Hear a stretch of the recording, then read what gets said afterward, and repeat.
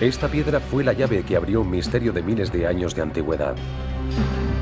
Descifrar sus signos parecía una tarea imposible hasta que un hombre decidió dedicar toda su vida a investigar sus mensajes ocultos. La piedra de Rosetta.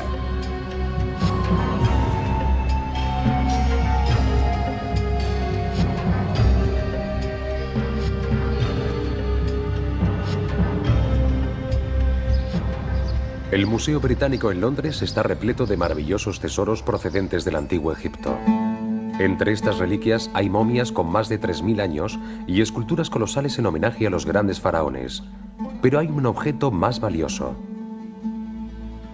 A la entrada de la colección egipcia se encuentra una enorme placa de piedra que podría pasar desapercibida si no fuera por el lugar que ocupa.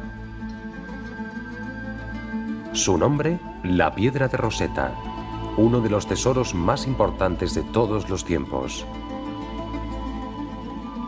¿Pero qué es este basalto negro?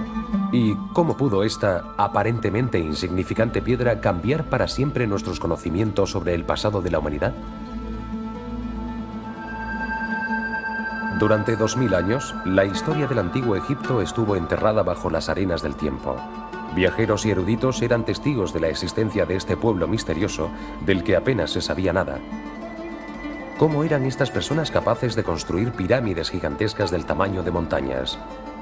¿A qué dioses dedicaron sus enormes templos grandes como ciudades? ¿Y por qué conservaban a sus muertos, enterrándolos con tesoros inimaginables?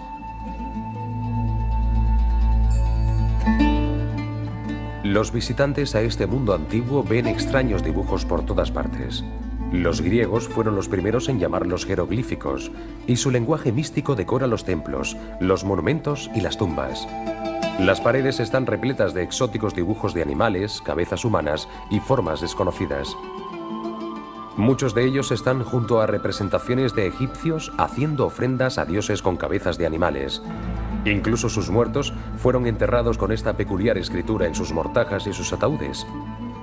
¿Qué quieren decir estas singulares inscripciones? ¿Poseían los egipcios medicinas, magia negra y armas poderosas? ¿Nos darían respuestas a los enigmas de la Biblia? Si queríamos saberlo, haría falta una llave que desvelara el misterio.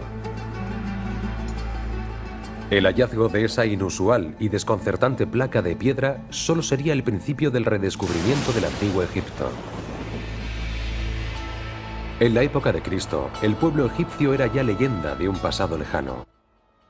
Los historiadores griegos y romanos debieron conformarse con especular sobre los conocimientos de esta poderosa civilización. Con el paso del tiempo, Europa tuvo su renacimiento, pero el antiguo Egipto permanecía en silencio, esperando su propio resurgir. Hizo falta que uno de los hombres más poderosos de todos los tiempos lo despertara de su sueño. Un hombre cuyo liderazgo en la batalla solo podía igualarse con su pasión por la historia. A finales del siglo XVIII, los franceses y los ingleses disputaban una guerra por el dominio del mundo. En 1798, el general Napoleón Bonaparte dio luz verde a la invasión militar de Egipto.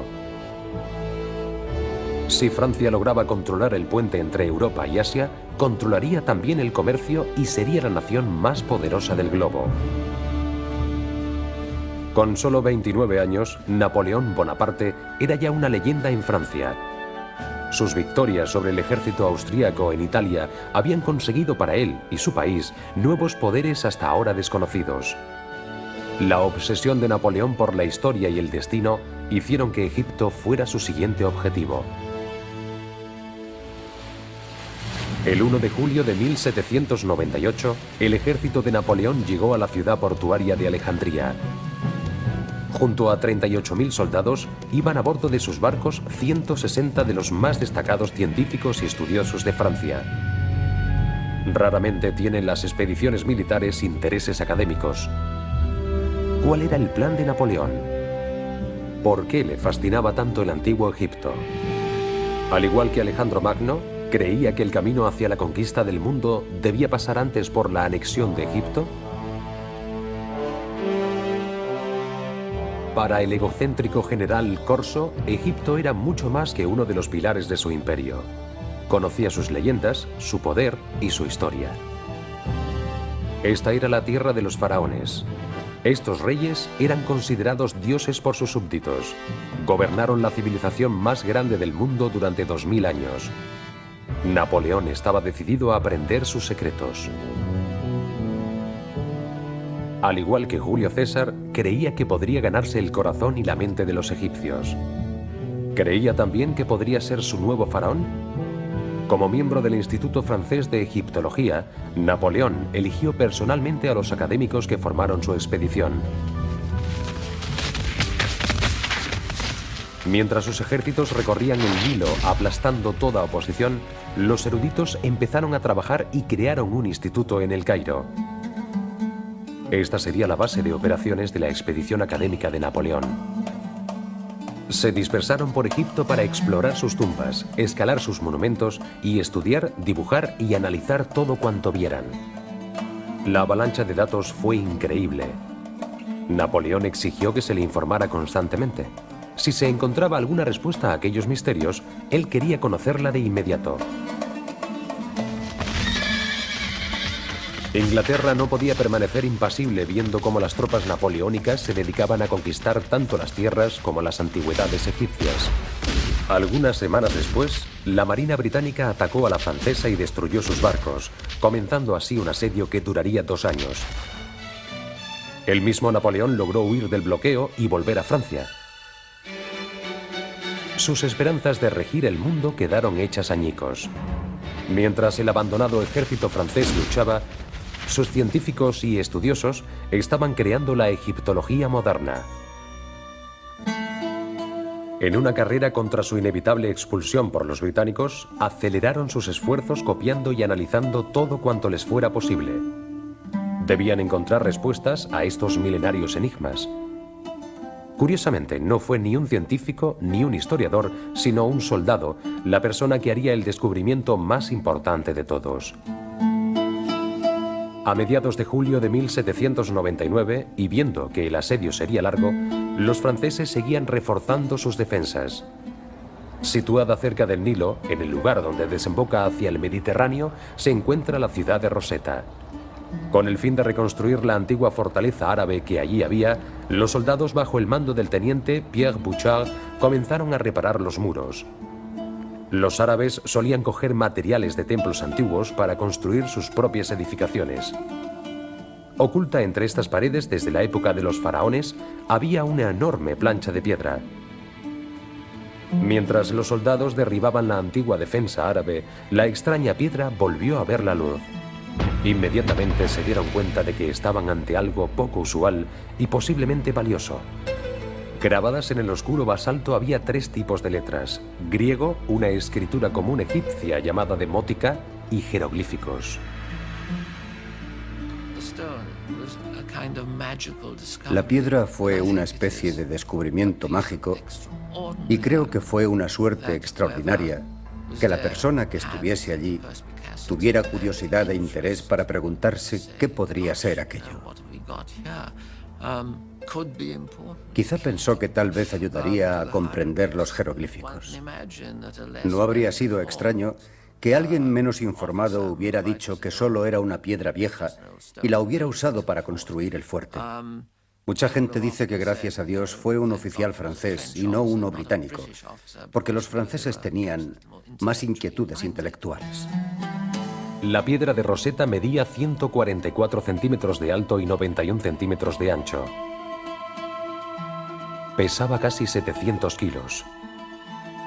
El general francés Jacques Minut ordenó que fuera enviada al instituto en El Cairo para que tradujeran el griego. ¿Qué diría? ¿Podría utilizarse el griego para traducir los jeroglíficos? El descubrimiento causó sensación. La lengua griega era fácilmente comprensible, así que el texto se tradujo sin problemas. Era un decreto en honor al faraón griego Ptolomeo V, en el primer aniversario de su mandato. En agradecimiento al bien que había hecho por Egipto, se ordenaba colocar placas como esas en todo el país. Se sabe que los griegos habían gobernado Egipto desde el año 300 antes de nuestra era hasta algunas décadas después de Cristo. ¿Cómo pudo sobrevivir esa piedra durante más de 1800 años? ¿Existían otras parecidas? El texto parecía intrascendente hasta que se tradujo la última línea. Este decreto será grabado en la piedra de granito en caracteres sagrados, nativos y griegos. Los tres textos decían lo mismo. La noticia no tardó en extenderse por Europa. La piedra ofrece un gran interés para el estudio de los caracteres jeroglíficos. Tal vez por fin nos dé la clave de ellos. El Cairo, Egipto, 1799.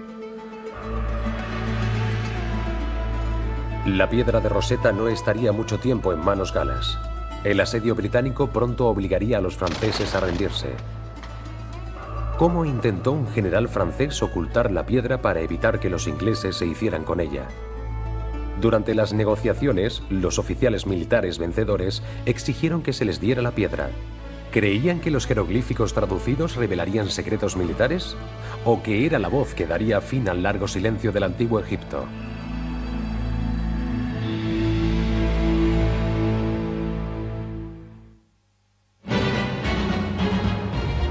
La campaña militar de Napoleón en Egipto fue un completo desastre. 9.000 hombres murieron y la marina francesa quedó diezmada por la británica. Aquellos que sobrevivieron estaban atrapados en Egipto, aislados por el asedio naval inglés a lo largo de la costa mediterránea. Sin embargo, tanto científica como culturalmente, la expedición francesa sería de una gran importancia. Supuso el nacimiento de la arqueología moderna. El hombre siempre ha buscado su pasado, y con el descubrimiento de la piedra de Rosetta, parecía que los grandes secretos de Egipto por fin serían desvelados. La puerta a esta tierra de magia y de misterio, que durante tanto tiempo había estado cerrada, estaba a punto de abrirse. El proceso de descifrado era observado con sumo interés tanto por los militares franceses como por los británicos. Los oficiales galos en Egipto conocían de primera mano el poder y la gloria de los antiguos egipcios. Las pruebas de ello estaban ante sus ojos. Las pirámides y los templos fueron obra de una avanzada civilización. Si la piedra de Rosetta servía para traducir su idioma, ¿podrían también resucitar su pasada gloria para ser adoptada por Francia? ¿Cuánto tardarían los franceses en descifrar la piedra y por tanto leer los jeroglíficos? ¿Podrían desvelar las claves antes de que los ingleses les obligaran a rendirse? Siguiendo órdenes militares, los expertos del instituto se lanzaron a una desesperada carrera por descifrar la piedra. Tenían 3 textos, cada uno en una escritura distinta. De arriba a abajo eran jeroglíficos, demótico y griego. En el texto griego se afirma que la información es la misma que en los otros 2. El griego no ofrecía problema alguno, sin embargo había varios obstáculos para traducir los 2 textos egipcios. El primero y más importante es que nadie había hablado o escrito las 2 lenguas egipcias desde hacía 2000 años. Los franceses no tenían ni idea del significado de aquellos símbolos o palabras. ¿Eran signos fonéticos como en un alfabeto o era un lenguaje ideográfico como el chino? Sin datos anteriores, debían partir de cero. Un segundo obstáculo era que la piedra estaba rota en la parte superior y en los 2 lados. La sección jeroglífica era la que estaba más dañada. Solo quedaban 14 líneas. El texto demótico tenía 32 líneas, pero le faltaba parte del margen derecho. La sección en griego tenía 54 líneas. Los frustrados franceses no tenían manera de saber qué palabras o líneas del texto concordaban con las palabras griegas. Y lo que era peor, el tiempo no estaba de su lado. En agosto de 1801, 2 años después del descubrimiento de la piedra de Rosetta, los ingleses finalizaron su asedio atacando y obligando a los franceses a entregarles Egipto. Como parte del acuerdo de rendición, los oficiales del ejército derrotado podrían quedarse con todas sus pertenencias personales, pero el Instituto del Cairo debía entregar todos sus hallazgos. Los académicos estaban furiosos. Los militares británicos iban a quedarse con un legado del pasado que pertenecía a la humanidad.